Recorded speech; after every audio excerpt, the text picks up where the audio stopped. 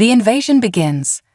Commander Lyra stood at the helm of the Zephyrian mothership, her iridescent skin shimmering under the soft blue glow of the command center. Her large, almond-shaped eyes, a striking violet hue, scanned the holographic display of the blue and green planet before them. Earth, their target, their soon-to-be conquest. Status report. Lyra's melodic voice rang out, a hint of anticipation lacing her words. First Officer Aria stepped forward, her silvery hair cascading down her back in intricate braids. All systems a go, Commander. Our cloaking technology is functioning at optimal levels. The humans remain blissfully unaware of our presence. Lyra allowed herself a small smile. The Zephyrian High Council had chosen well when they appointed her to lead this mission. Years of careful planning and technological advancements had led to this moment. Earth, with its abundant resources and strategic position in the galaxy, would make an excellent addition to the Zephyrian Empire. Excellent, Lyra nodded. Initiate Phase 1 of the invasion protocol. Deploy the advanced teams to key locations across the planet. Remember, we aim for swift and efficient conquest. Minimal casualties, maximum impact. As her orders were relayed throughout the ship, Lyra couldn't help but feel a twinge of curiosity about the humans. Intelligence reports painted them as a primitive species, barely venturing beyond their own moon. Yet, there was something about their resilience, their adaptability, that intrigued her. No matter, she thought, pushing the feeling aside. In less than 15 Earth minutes, their world would belong to the Zephyrians. Little did Lyra know, those 15 minutes would change everything. Jack Morrison yawned as he locked up his small electronics repair shop in downtown Seattle. Another day, another dozen smartphones with cracked screens and laptops with mysterious viruses. As he turned to head home, a flash of light in the sky caught his attention. "Huh, that's weird," he muttered, squinting up at the night sky. The light seemed to be getting bigger, brighter. For a moment, Jack wondered if he was witnessing a meteor. But as the object drew closer, its movements too controlled, too precise, he felt a chill run down his spine. "Oh shit," he breathed, fumbling for his phone. His fingers trembled as he tried to capture video of the descending object. This was it, wasn't it? The moment every sci-fi nerd had simultaneously dreamed of and dreaded. First contact. As the sleek, silver craft touched down in the middle of the street, Jack found himself rooted to the spot. He should run, he knew that. But curiosity and awe overrode his survival instincts. The ship's surface rippled like liquid metal, and with a soft hiss, a hatch materialized. Jack's jaw dropped as the first figure emerged. She, and it was undeniably a she, stood at least 7 feet tall, with skin that shimmered like opal and hair that seemed to float around her head as if underwater. Her eyes, large and almond-shaped, glowed with an inner light. More figures followed, each as breathtakingly alien and beautiful as the first. They moved with an otherworldly grace, their steps silent on the asphalt. Jack realized he was still recording, his phone forgotten in his hand as he gaped at the scene before him. The leader, distinguishable by the intricate patterns on her suit, stepped forward. Her gaze swept the area, finally landing on Jack. He felt pinned in place by those eyes, which seemed to glow brighter as they focused on him. Human, her voice was melodic, with an accent he couldn't place. "You will take us to your leaders." Jack blinked, his brain struggling to process the situation. I don't suppose you'd settle for the night manager at the 7-Eleven down the street." The alien tilted her head, confusion evident in her expression. "We do not understand. We are here to facilitate the smooth transition of your planet's governance to the Zephyrian Empire. Resistance is inadvisable." "Right," Jack nodded, a hysterical laugh bubbling up in his throat. "Alien invasion. Got it. Look, I hate to break it to you, but Earth doesn't exactly have a unified government. It's more like a few hundred squabbling countries with nuclear weapons. You might want to rethink your strategy." The alien leader frowned, an expression that somehow made her even more beautiful. "This complicates matters. Our intelligence suggested a swift takeover would be possible. Yeah, well, your intelligence might need an update, Jack found himself saying, wondering at his own audacity. Here he was, snarking at beings who could probably vaporize him with a thought. Earth's a mess, but it's our mess. We're kind of attached to it. The leader turned to confer with her companions, their musical language unlike anything Jack had ever heard. He took the opportunity to send his video to every news outlet and social media platform he could think of. If this was the end of human civilization as they knew it, at least he'd go viral first. After what seemed like an eternity, the alien leader turned back to Jack. Human, you will accompany us. We require more information about your world. Whoa, hold on, Jack held up his hands. I'm just a guy who fixes phones for a living. I'm not exactly an expert on, well, anything. Yet you speak to us without fear, the alien observed. You offer insights our extensive research failed to provide. You will be useful. Before Jack could protest further, he felt a tingling sensation envelop his body. The street around him began to fade, replaced by the metallic interior of the alien craft. As the realization of what was happening hit him, Jack had only one coherent thought. I should have stayed late to fix that last iPhone. Back on the mothership, Lara paced the command center, her usual composure shaken. Reports were coming in from advanced teams across the planet, and none of them were good. Rio de Janeiro, Lagos, Mumbai, Tokyo, everywhere, their carefully laid plans were unraveling in the face of Earth's chaotic reality. This is unprecedented, Aria said, her voice tight with frustration.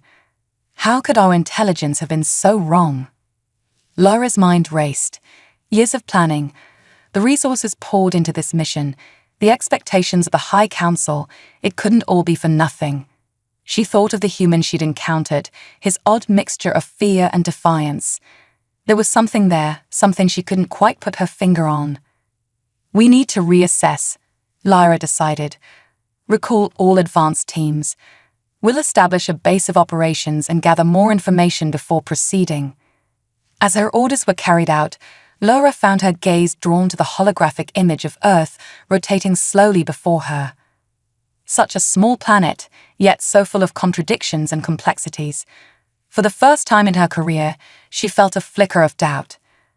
What if they had underestimated these humans? Jack's head spun as he materialized in what he could only assume was the alien's ship.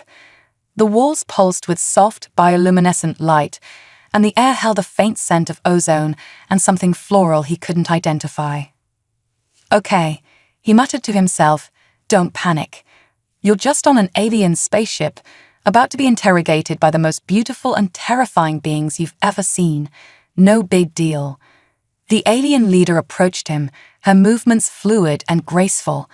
Up close, Jack could see that what he'd taken for skin was actually a fine layer of iridescent scales. I am Commander Lyra of the Zephyrian Empire, she introduced herself. You will answer our questions about your world. Jack swallowed hard. Sure. I'll do my best. But like I said, I'm really not the best person for this. Couldn't you have abducted a scientist or a politician or something?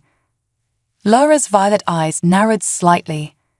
We chose you because you showed unexpected qualities. Now, explain to us why your planet lacks a unified governing body. And so began the strangest interview of Jack's life. He found himself explaining concepts like democracy, national sovereignty, and cultural diversity to beings who seemed both fascinated and perplexed by human society. As the questions continued, Jack's initial terror began to fade, replaced by a growing sense of wonder and, oddly enough, pride in humanity.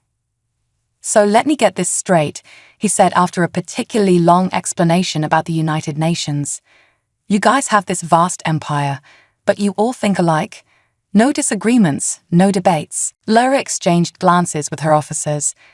Uniformity of thought and purpose is the foundation of our society. It is how we have achieved such technological and social advancements. Jack couldn't help but laugh. No offense, but that sounds boring as hell. Look, humans are messy. We fight, we make mistakes, but we also create amazing things because of our differences, not in spite of them.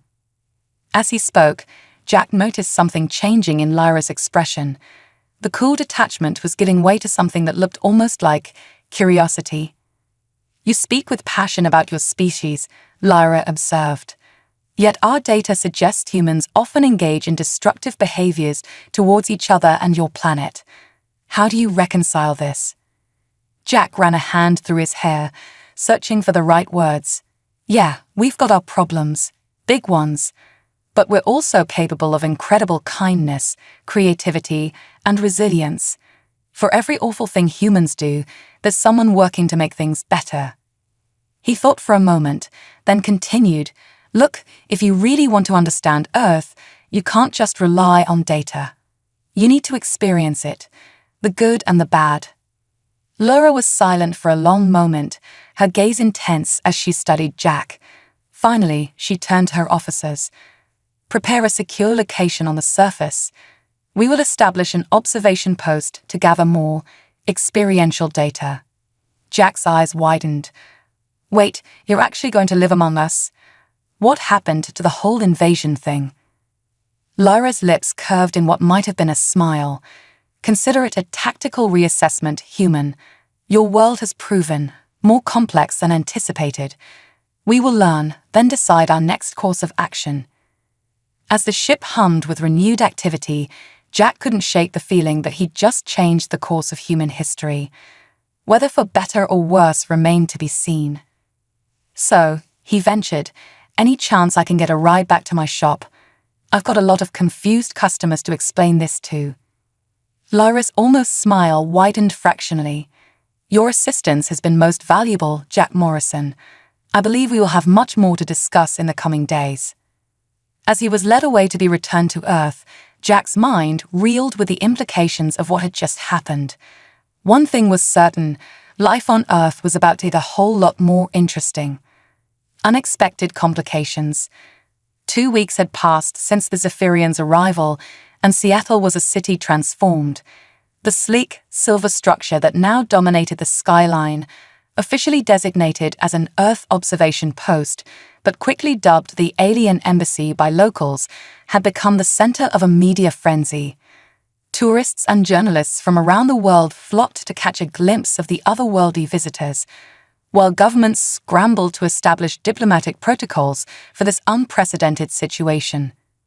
For Jack Morrison, life had taken a surreal turn.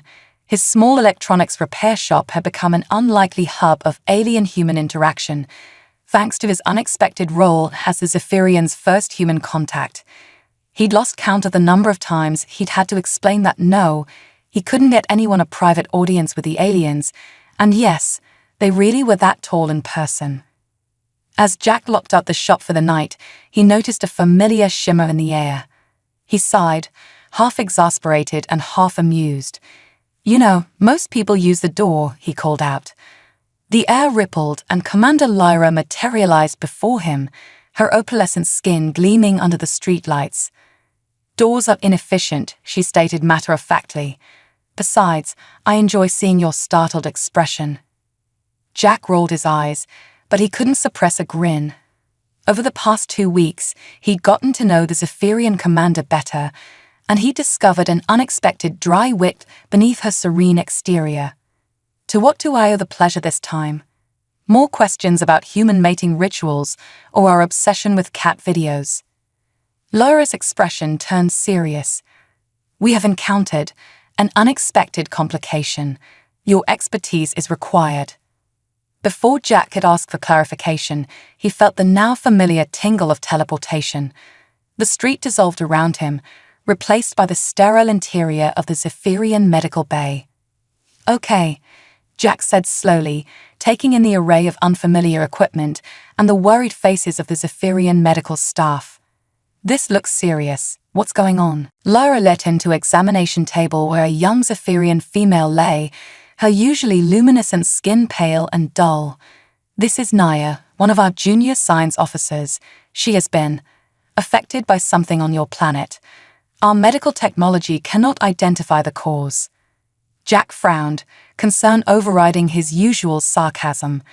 "I'm not a doctor, Lyra. I'm not sure how I can help."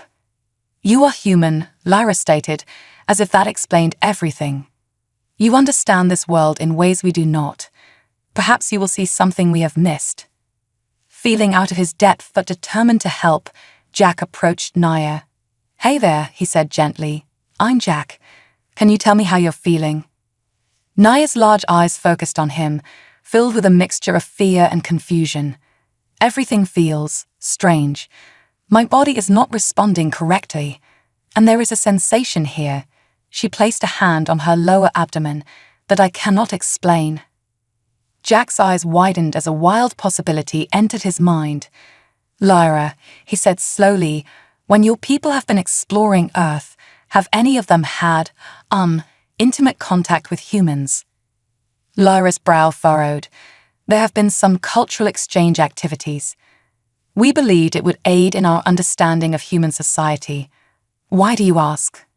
Jack ran a hand through his hair, searching for a delicate way to phrase his suspicion. "Look, I'm no expert, but the symptoms Naya's describing, in a human woman, they might indicate pregnancy." The medical bay erupted into a flurry of musical Zephyrian exclamations. Lyra's usual composure cracked, her eyes wide with shock. "Pregnancy? But that's impossible. Our species are not compatible." "Yeah, well, life finds a way," Jack muttered, thinking of all the sci-fi movies that had explored this very scenario. "You might want to run whatever the Zephyrian equivalent of a pregnancy test is." The next few hours were a blur of activity. More Zephyrians came forward with similar symptoms, each having participated in cultural exchanges with humans. As test after test confirmed Jack's suspicion, the implications began to sink in. "This is unprecedented," Lyra said, her voice tight with stress. "In all our explorations, we have never encountered a species with whom we could reproduce. The High Council must be informed immediately." Jack watched as the Zephyrians grappled with this shocking development. He couldn't help but feel a twinge of sympathy, remembering his own panic during false alarm pregnancy scares in college. "Look," he said, addressing the room at large, "I know this is a huge deal for you guys, but try to remember that there are humans involved in this too. Whatever happens next, we need to handle this carefully." Lyra nodded, visibly pulling herself together. "You are right, Jack Morrison. This situation requires delicacy and cooperation." She turned to her medical staff, issuing rapid-fire orders in Zephyrian. As the initial shock began to wear off, Jack found his mind racing with questions. How was this even biologically possible? What would Zephyrian-human hybrid children be like? And perhaps most pressingly, how the hell were they going to explain this to the world? One of the affected Zephyrians, a willowy female named Zara, approached Jack hesitantly. "Human Jack," she said, her voice trembling slightly.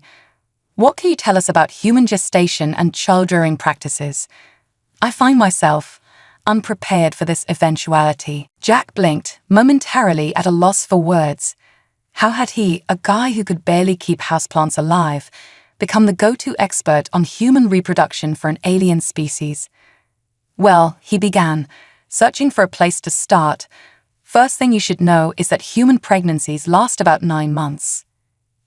As he launched into an explanation cobbled together from high school biology classes and vague memories of friends' pregnancies, Jack couldn't shake the feeling that his life had taken a turn into the truly bizarre. Alien invasions were one thing, but alien baby showers, that was a whole new level of weird. Meanwhile, in another part of the observation post, Lyra was engaged in a tense communication with the Zephyrian High Council. The holographic projections of the council members flickered with agitation as they absorbed the news. "This is unacceptable," declared High Councillor Vex, his usually melodious voice sharp with anger. "The mission was to conquer, not to integrate. You have failed us, Commander Lyra." Lyra stood tall, her chin raised defiantly. "With respect, High Councillor, this development opens up new possibilities. Think of the potential scientific advancements, the opportunity to combine our strengths with those of the humans. And what of the human governments? Asked another council member. How have they reacted to this news? Lyra hesitated. We have not yet informed them. We wish to consult with the council first. The chamber erupted into a cacophony of Zephyrian arguments. Some saw opportunity in this unexpected turn of events, while others demanded an immediate withdrawal from Earth. As the debate raged, Lyra found her thoughts turning to Jack and the other humans she'd met during their time on Earth. She thought of their resilience, their adaptability, their infuriating yet somehow endearing unpredictability. Enough, she said, her voice cutting through the noise. The council fell silent, unused to being addressed in such a manner. High Council, I request permission to continue our mission on Earth with a revised objective. Let us approach this not as conquerors, but as allies. These humans have shown themselves to be far more complex and valuable than our initial assessments suggested. For a long moment, silence reigned in the council chamber. Then, slowly, High Councillor Vex nodded. Very well, Commander. You have 1 Earth year to prove the value of this alliance.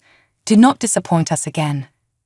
As the transmission ended, Lyra allowed herself a small smile. She had bought them time, but the real challenges were just beginning. Turning on her heel, she strode purposefully towards the medical bay. There was much to discuss with Jack and the others. Back in the medical bay, Jack had somehow found himself in the middle of an impromptu class on human pregnancy and childcare. Zephyrians crowded around him, peppering him with questions that ranged from the biological to the philosophical. So, the human fetus develops inside the body for 9 months. Asked one wide-eyed Zephyrian, how inefficient.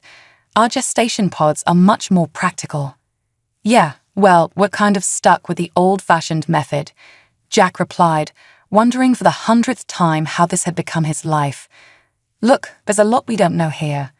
We need to get human doctors involved, set up some kind of joint research team. The doors slid open, and Lyra entered, her expression a mixture of determination and something Jack couldn't quite identify. Hope, maybe. Jack is right, she announced. We must work together with the humans to navigate this unprecedented situation. She turned to Jack, her violet eyes intense. We will need your help to facilitate communication with your world's leaders. The next few months will be crucial for the future of both our species. Jack nodded, feeling the weight of responsibility settle on his shoulders. All right, he said, squaring his shoulders. Let's go make some history. As they left the medical bay together, neither Jack nor Lyra could have predicted the challenges, surprises, and wonders that lay ahead. The Zephyrian invasion had failed, but something far more interesting was just beginning. Cultural clashes and connections. The news of the Zephyrian pregnancies hit the world like a tsunami. Governments scrambled to respond, religious leaders debated the theological implications, and social media exploded with a mixture of excitement, fear, and an unprecedented number of alien-themed memes. In Seattle, the alien embassy had become ground zero for this brave new world of human-Zephyrian relations. A hastily assembled team of human and Zephyrian scientists worked around the clock, studying the unprecedented pregnancies and attempting to predict what the hybrid children might be like. Jack Morrison, much to his ongoing bewilderment, found himself at the center of it all. His unique position as the Zephyrians' first human contact had thrust him into the role of unofficial ambassador, mediator, and cultural translator. No, Commander Lyra, Jack sighed, pinching the bridge of his nose. They were in the middle of yet another meeting with human government officials, and things were not going smoothly. When the Secretary of State said she wanted to touch base, she didn't mean it literally. It's just an expression for having a discussion. Lyra frowned, her opalescent skin shimmering with confusion. Human language is needlessly complicated. Why not simply say what you mean? The Secretary of State, a no-nonsense woman named Patricia Hawkins, cleared her throat. Perhaps we should focus on the matter at hand. The public is demanding answers about these pregnancies. We need a unified statement, and soon. Jack nodded, trying to channel the diplomacy skills he'd been frantically developing over the past month. Right. So, we stick to the facts. Yes, some Zephyrians are pregnant with hybrid children. Yes, this was unexpected. No, it's not part of some sinister alien plot. We emphasize that both sides are working together to understand this unique situation. As the meeting continued, Jack couldn't help but marvel at how quickly the world had adapted to the presence of the Zephyrians. Oh, there had been panic at first, along with the inevitable conspiracy theories and doomsday predictions, but humans, as always, proved remarkably adaptable. The real challenges, Jack had discovered, lay in the day-to-day interactions between the two species. Cultural misunderstandings were a constant source of both frustration and amusement. Take, for example, the Great Picnic incident of last week. In an attempt to introduce the Zephyrians to human social customs, Jack had organized a picnic in a local park. It had started well enough, with the aliens marveling at the concept of eating outdoors for pleasure. But things had taken a turn when a well-meaning Zephyrian, fascinated by the idea of finger foods, had attempted to eat a frisbee. All the time Zara, one of the pregnant Zephyrians, had caused a minor panic by innocently asking a supermarket employee where she could find nutrient pods for gestating offspring. It had taken Jack an hour to explain the concept of pregnancy cravings and why, no, humans did not have specialized feeding capsules for fetuses. As the meeting wrapped up, Jack's phone buzzed with a message from Dr. Emily Chen, the lead human scientist on the hybrid pregnancy research team. Need you at the lab ASAP. Breakthrough in fetal development study. Excusing himself, Jack hurried to the research facility that had been set up within the alien embassy. He found Dr. Chen practically bouncing with excitement, her usually tidy lab coat askew. "Jack, you're not going to believe this," she grinned, grabbing his arm and pulling him towards a complex array of holographic displays. "We've managed to get detailed scans of the hybrid fetuses. Look." Jack peered at the swirling 3D images, trying to make sense of what he was seeing. Not to state the obvious, Doc, but I'm not exactly trained in xenobiology. What am I looking at? Dr. Chen's eyes sparkled. "That's just it, Jack. It's not entirely xenobiology. These fetuses, they're incredible. They seem to be adopting the best traits from both species. The Zephyrian adaptability, their enhanced sensory capabilities, combined with human creativity and emotional range. And look at this," she pointed to a specific area of the scan. "Their brains are developing neural pathways we've never seen before. The potential here it's beyond anything we could have imagined." As Jack absorbed this information, he felt a mixture of awe and trepidation. These children, whenever they were born, would change everything. They would be a bridge between two worlds, a living symbol of what humanity and Zephyrians could accomplish together. But they would also face challenges unlike any children before them. How would they fit into either society? What kind of lives would they lead? His musings were interrupted by the arrival of Lyra, who had apparently concluded the meeting with the government officials.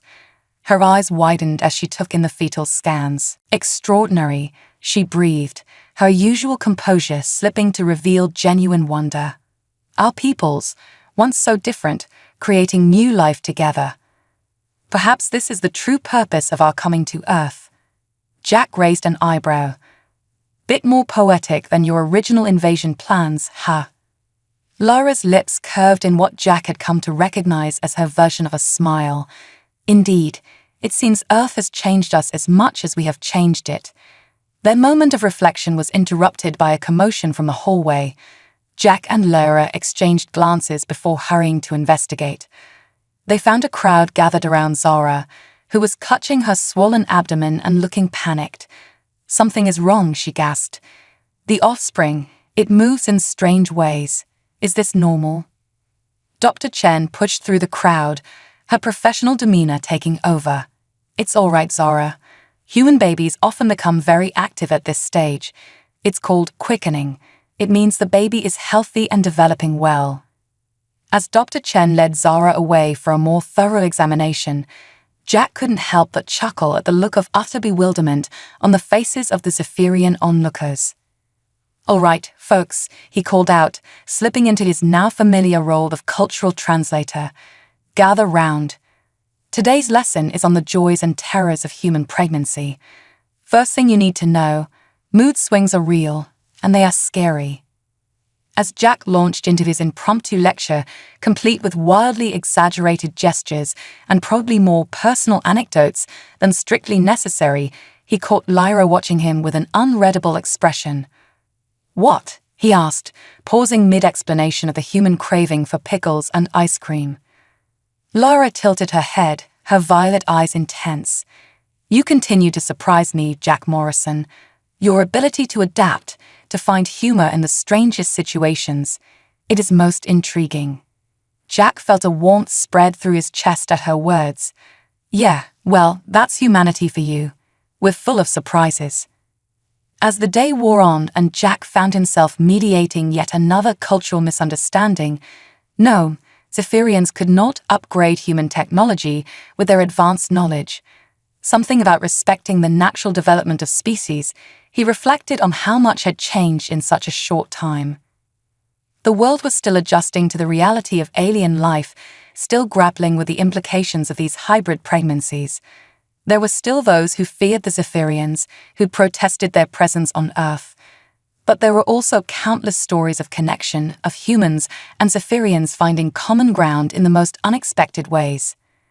There was the group of Zephyrian scientists who had become oddly obsessed with human music, hosting weekly cultural exchange concerts that had become the hottest ticket in town. The sight of towering, iridescent aliens headbanging to heavy metal would stay with Jack for a long time. Or the human chef who had taken it upon herself to create Zephyrian-inspired cuisine, resulting in dishes that glowed in the dark and tasted like nothing on Earth, some in a good way, others not so much. And then there were the small, everyday moments. Zephyrians marveling at the simple pleasure of feeling rain on their skin. Humans gathering in awe to watch Zephyrian light-weaving ceremonies.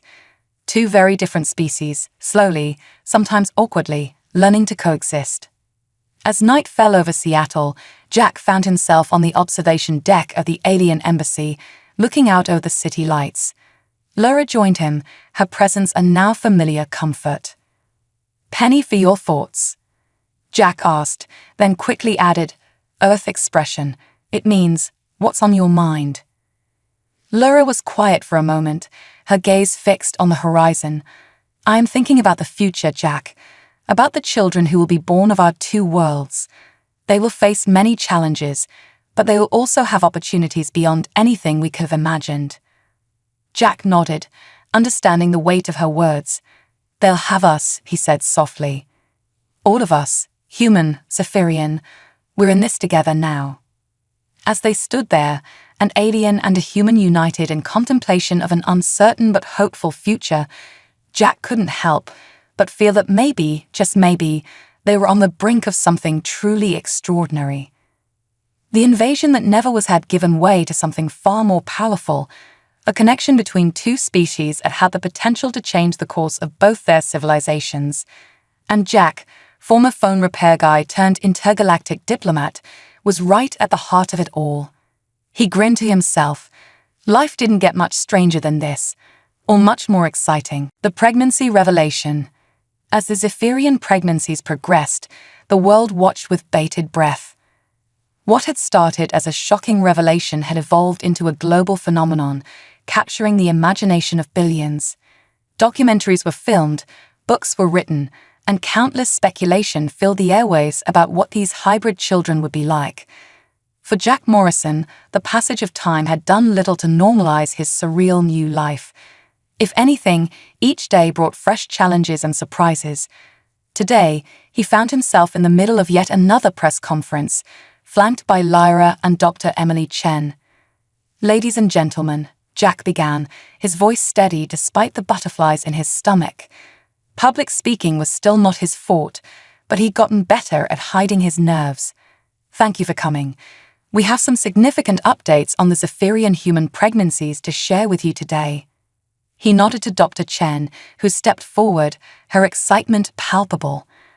After months of careful study, we can now confirm that the hybrid fetuses are developing at an accelerated rate compared to both human and Zephyrian norms. Based on our projections, we expect the first births to occur within the next 2 to 3 weeks. The room erupted into a frenzy of questions. Jack held up his hands, trying to maintain order. Please, one at a time. Yes, you in the front. A reporter from a major news network stood up. Dr. Chen, can you tell us more about the expected characteristics of these hybrid children? Will they look more human or more Zephyrian? Dr. Chen smiled. That's an excellent question.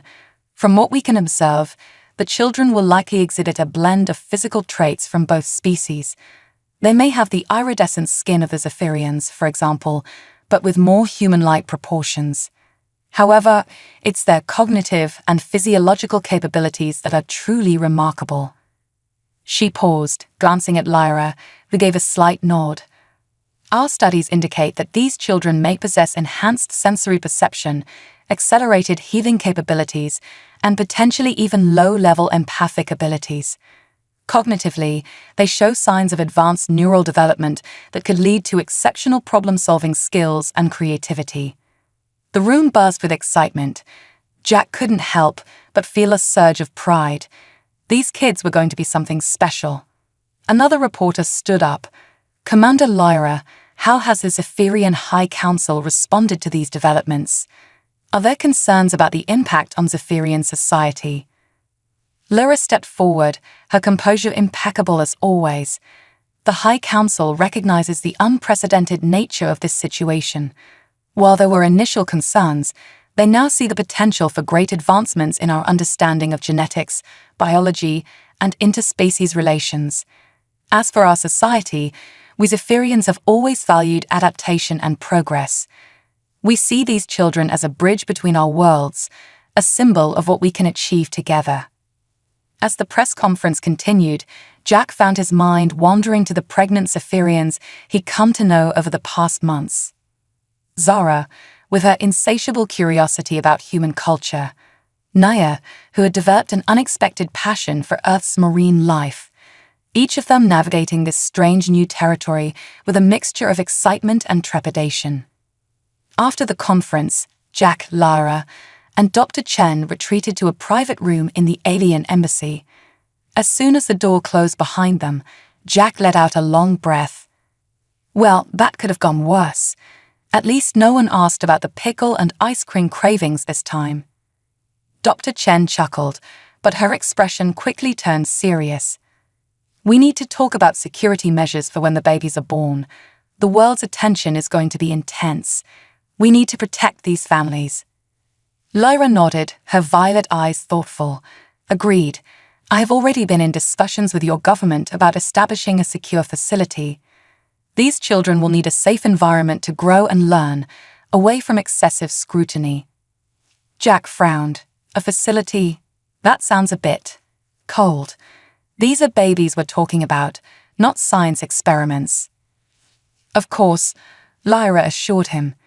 It would be designed with comfort and nurture in mind. Think of it more as a specially equipped community. The Zephyrian parents and their human partners would live there, along with medical staff and educators trained to handle the unique needs of hybrid children. As they delved into the logistics of this plan, Jack couldn't help but marvel at how far they'd come. Months ago, the idea of humans and Zephyrians co-parenting would have seemed absurd. Now, it was reality they were preparing for. Their discussion was interrupted by an urgent message. Zara had gone into labor. The next few hours were a whirlwind of activity. Jack found himself pacing outside the medical bay, alternating between excitement and anxiety. Lyra stood nearby, outwardly calm, but with a tension in her posture that betrayed her own nervousness. It's strange, Lyra mused, breaking the silence. On our world, reproduction is a carefully controlled process. Genetic material is combined in laboratories. Offspring are developed in gestation pods. This, natural childbirth, it seems so unpredictable. Jack couldn't help but laugh. Welcome to the messy, beautiful chaos of human reproduction.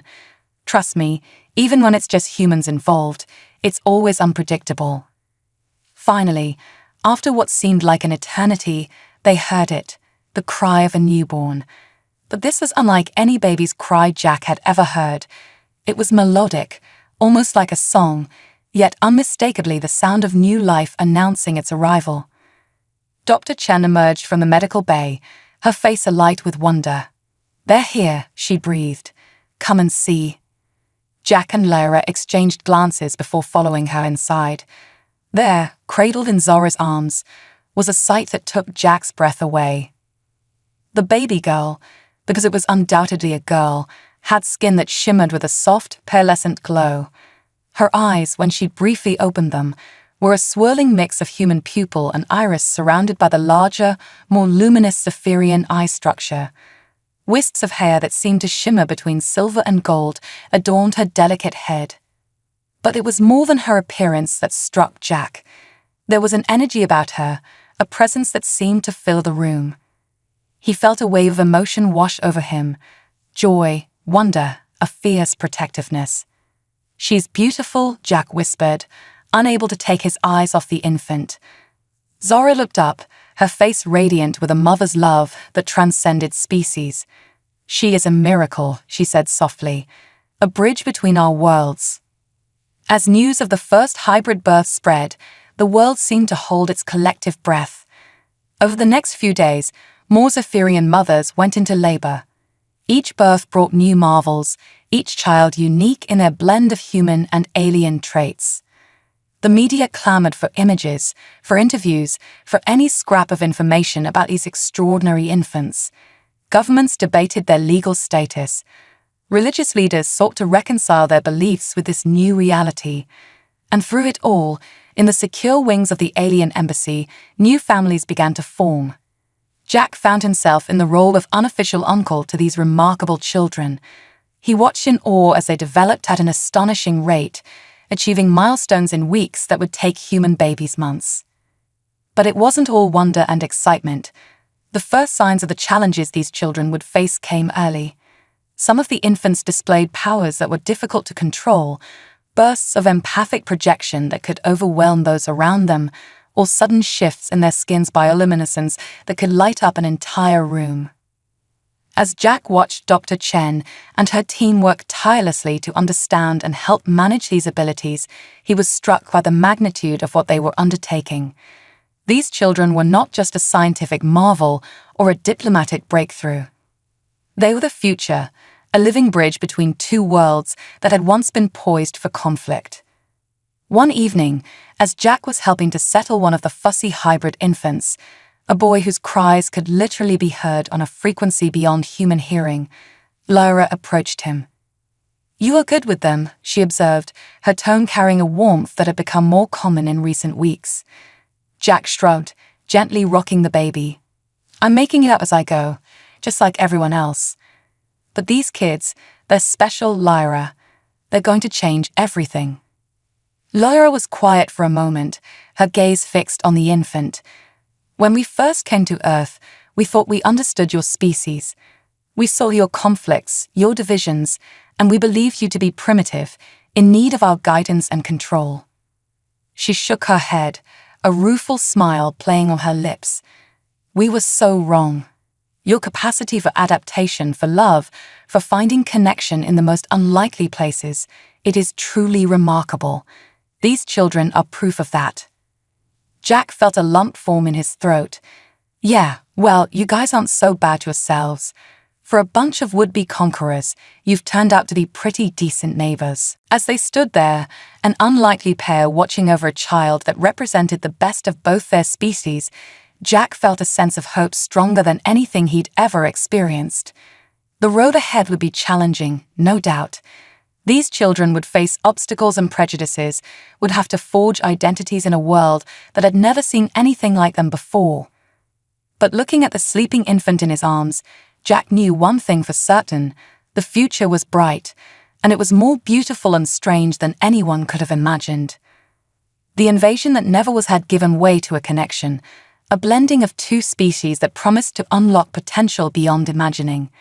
And somehow, improbably, Jack Morrison, former phone repair guy, reluctant diplomat, and now honorary uncle to a new breed of hybrid children, was right at the heart of it all. As he handed the now sleeping baby back to his Zephyrian mother, Jack couldn't help but grin. Life had taken him on one hell of a ride, and he had a feeling the real adventure was just beginning. Diplomatic negotiations. The birth of the hybrid children had sent shockwaves through both human and Zephyrian societies. As the infants grew at an astonishing rate, displaying abilities that defied conventional understanding, the need for clear protocols and agreements became increasingly urgent. Jack Morrison found himself at the center of a diplomatic storm. The alien embassy in Seattle had become a hub of intense negotiations, with representatives from Earth's major powers and the Zephyrian High Council engaged in round-the-clock talks. On this particular morning, Jack stood before a mirror, adjusting the tie of the suit he still wasn't comfortable wearing. He much preferred his old jeans and t-shirts, but Lyra had insisted that he dress the part of a diplomatic liaison.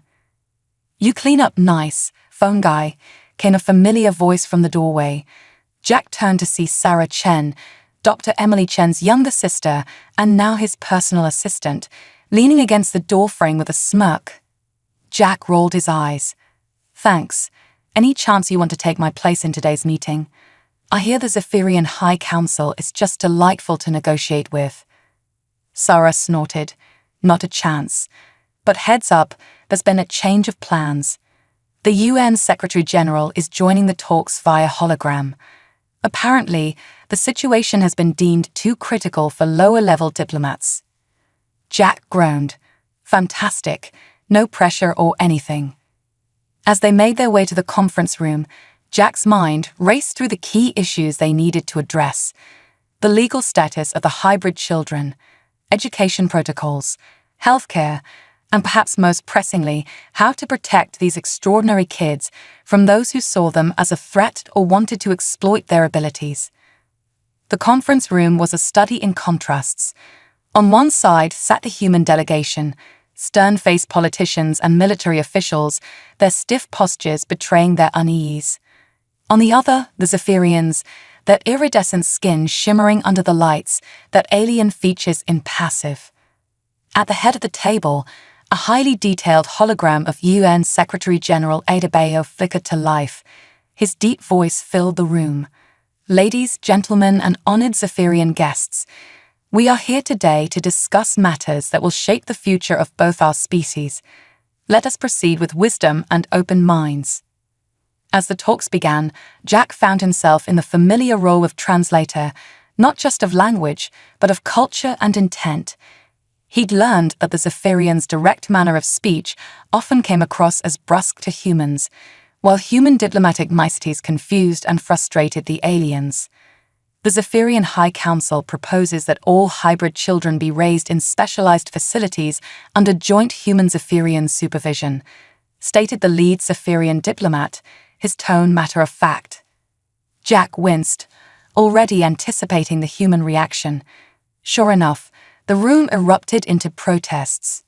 "Absolutely not," thundered the US Secretary of State. "We will not allow these children to be treated like lab specimens." Jack held up his hands, trying to calm the situation. "I think what our Zephyrian friends mean is that these children have unique needs that might be best met in a specially equipped environment. Not a lab, but more like a very advanced school." He glanced at Lyra, who gave a slight nod of approval. Over the months, they developed an almost telepathic ability to understand each other's intentions. The hologram of Secretary-General Adebayo leaned forward. "Perhaps a compromise is in order. What if we establish several such facilities around the world, jointly staffed and overseen, but with regular interaction with the wider community? These children should not be isolated, but they do need protection and specialized care." The discussions continued, hour after grueling hour. They debated the children's legal status. Would they be citizens of Earth, or of the Zephyrian Empire, or both? How would their rights be protected?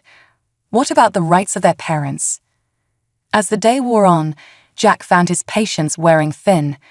The politicians seemed more concerned with power plays and saving face than with the well-being of the children he'd come to care for deeply. Finally, during a brief recess, he pulled Lyra aside. "This isn't working," he said quietly.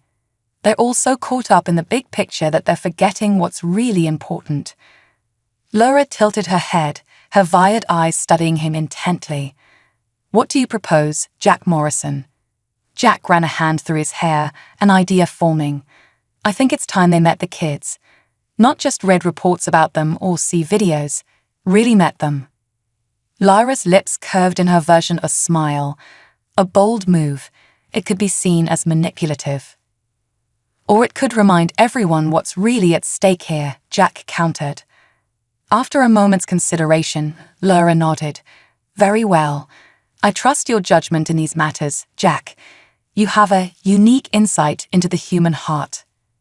And so, when the delegates reconvened, they found the conference room transformed. The long table had been removed, replaced by a colorful play area. And there, under the watchful eyes of their parents and Dr. Chen's medical team, were a dozen hybrid children. The delegates froze, clearly unprepared for this turn of events. Jack stepped forward. "Ladies and gentlemen, honored Zephyrians, I'd like you to meet the future we've all been arguing about." For a moment, there was silence. Then, a small girl with shimmering golden skin and eyes that swirled with galaxies toddled up to the stern-faced Russian diplomat. She reached out a tiny hand and touched his knee. Suddenly, the man's eyes widened, his harsh features softening into a look of wonder. What was that?" he breathed. Dr. Chen stepped forward, her voice gentle. "That was Aria sharing her emotions with you, sir. The hybrid children have a unique form of empathic projection. She was simply saying hello." One by one, the children approached the delegates. Some showed off their abilities, creating miniature light shows with their bioluminescent skin, or levitating small objects with burgeoning telekinetic powers. Others simply wanted to be held or to babble in a strange mixture of human language and Zephyrian tones. Jack watched as the atmosphere in the room transformed. Hardened politicians melted under the guileless gazes of these extraordinary children. Zephyrian diplomats, usually so reserved, found themselves laughing at the antics of the hybrid toddlers. The Secretary General's hologram flickered as he leaned forward, his eyes fixed on a young boy who was earnestly trying to explain his crayon drawing, a picture that seemed to depict both Earth and the Zephyrian homeworld. "Remarkable," Adebayo murmured. "Truly remarkable." As the impromptu play session wound down and the children were led away for their naps, Jack addressed the room once more. "These kids aren't just a diplomatic issue or a scientific curiosity. They're the future, not just of humanity or of the Zephyrians, but of both our species together. Whatever we decide here will shape their lives and the lives of countless others to come." The mood in the room had shifted palpably. When negotiations resumed, there was a new sense of purpose, a willingness to find common ground that hadn't been there before. Over the next few days, progress was made at a startling pace. Agreements were reached on joint education initiatives, on healthcare protocols that would cater to the hybrid children's unique physiologies, on legal frameworks that would protect their rights as citizens of both Earth and the Zephyrian Empire. There were still hurdles to overcome, of course. Some human nations remained wary of the Zephyrian presence on Earth. Fringe groups on both sides protested against what they saw as the dilution of their species. But for every voice raised in fear or anger, there were many more speaking out in support of this new future.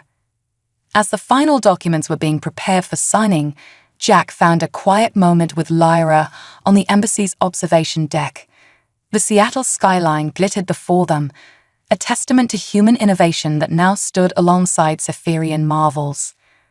"We did it," Jack said, a note of wonder in his voice. "It's not perfect, but it's a start." Lyra nodded, her gaze fixed on the horizon. "Indeed, when we first arrived on your world, Jack Morrison, I could never have imagined this outcome. You humans continue to surprise me." Jack grinned. That's kind of our specialty. Keeps life interesting. As they stood there, an unlikely pair who had become the bridge between two worlds, Jack felt a sense of hope stronger than ever before. The road ahead would be challenging, no doubt. Integrating the hybrid children into society, managing their growing abilities, navigating the complex dance of human-Zephyrian relations, none of it would be easy. But looking out at the city where it had all begun, Jack knew one thing for certain. The future was brighter and more full of possibility than anyone could have dreamed. The invasion that never was had given way to a connection, a partnership that promised to unlock the potential of both their species. And somehow, improbably, Jack Morrison, former phone repair guy turned intergalactic diplomat, was right at the heart of it all. As a shooting star streaked across the sky, or was it a Zephyrian ship? Jack couldn't help but smile. The adventure was far from over. In fact, he had a feeling it was just beginning. A new future. 5 years had passed since the Zephyrians first arrived on Earth, and the world had changed in ways no one could have predicted. The Seattle skyline, once dominated by the Space Needle, now featured the graceful spirals of Zephyrian architecture alongside human skyscrapers. Hybrid children played in parks specially designed to accommodate their unique abilities, their laughter a melodic blend of human and alien tones. Jack Morrison, dressed in a suit that still felt a bit too formal despite years of diplomatic work, stood at the podium in front of the United Nations General Assembly. The chamber was packed, with human delegates sitting side by side with their Zephyrian counterparts. Holographic projections allowed millions around the world to watch the proceedings. 5 years ago, Jack began, his voice steady despite the butterflies in his stomach. We stood on the brink of what we thought was an invasion. Instead, we found ourselves at the beginning of the greatest adventure in human history. He paused, looking out at the sea of faces, human, Zephyrian, and the growing number that were beautifully, uniquely both.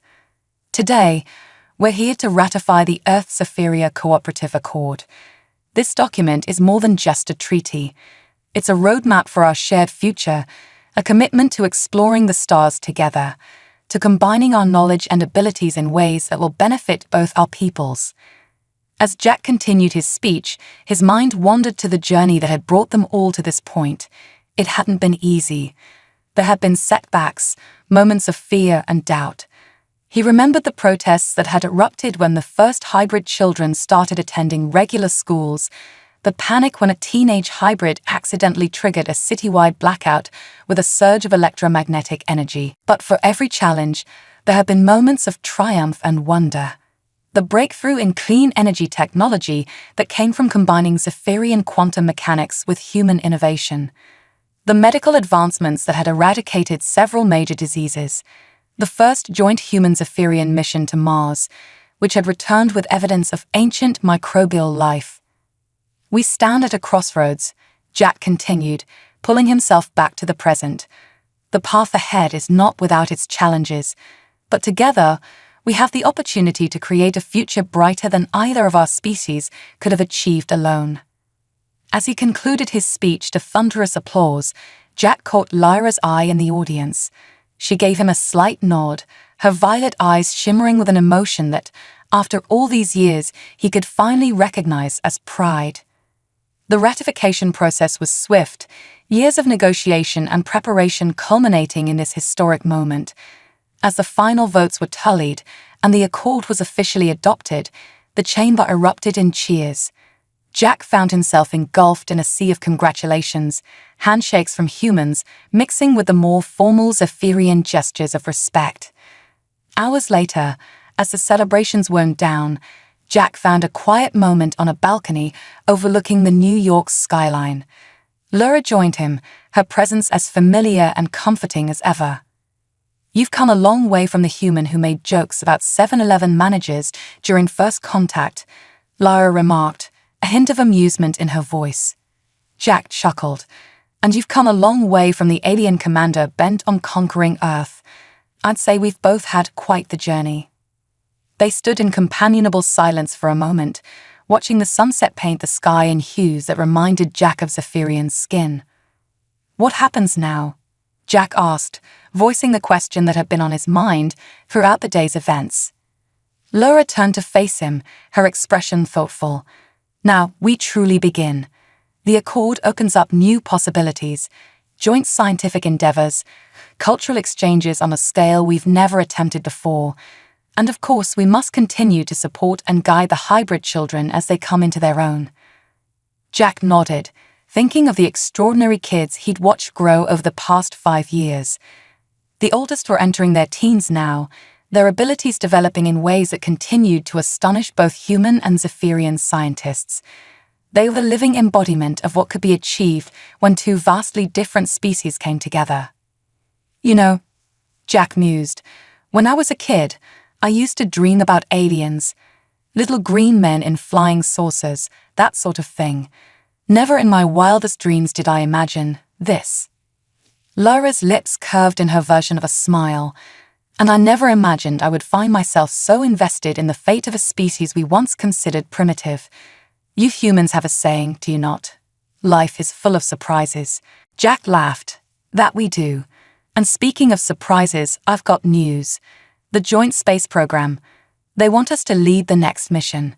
Something about the original human Zephyrian team being the perfect choice to represent both our peoples as we push further into the galaxy." Laura's eyes widened slightly, a rare display of shock. "Interstellar exploration? That is unexpected. Are you prepared for such an undertaking?" Jack grinned, feeling a surge of excitement he hadn't experienced since those first chaotic days of the Zephyrians' arrival. "Ready as I'll ever be. Question is, are you up for another adventure, Commander?" Laura's expression softened, and she reached out to place a hand on Jack's shoulder, a gesture she'd learned was significant to humans. "With you, Jack Morrison, always." As they turned back to look at the city, Jack felt a sense of anticipation building. The ratification of the Accord wasn't an ending, but a beginning. There would be challenges ahead, no doubt. Integrating two vastly different species, raising a generation of hybrid children, pushing the boundaries of science and exploration, none of it would be easy. But looking out at the world they'd helped shape had the future stretching out before them, filled with possibilities neither of their species could have imagined alone, Jack knew one thing for certain. Whatever came next, it was going to be one hell of an adventure. The sun dipped below the horizon, painting the sky in a riot of colors. As darkness fell, the first stars began to twinkle into view. Jack and Laura stood side by side, human and Zephyrian, no longer reluctant allies but true friends, partners in the greatest journey either of their species had ever undertaken. Somewhere out there, among those stars, new adventures waited, new challenges to overcome, new wonders to discover. And they would face them together, two species united in their quest to explore, to understand, to grow. The invasion that never was had given way to something far greater, a partnership that promised to reshape the very fabric of the galaxy. And at the heart of it all was an unlikely duo, a former phone repair guy from Seattle and an alien commander who had learned to see beauty in the chaos of humanity. As a shooting star streaked across the sky, Jack made a quiet wish. Not for himself, but for the future they were building. A future where the best of both worlds would come together to create something truly extraordinary. The adventure, it seemed, was just beginning.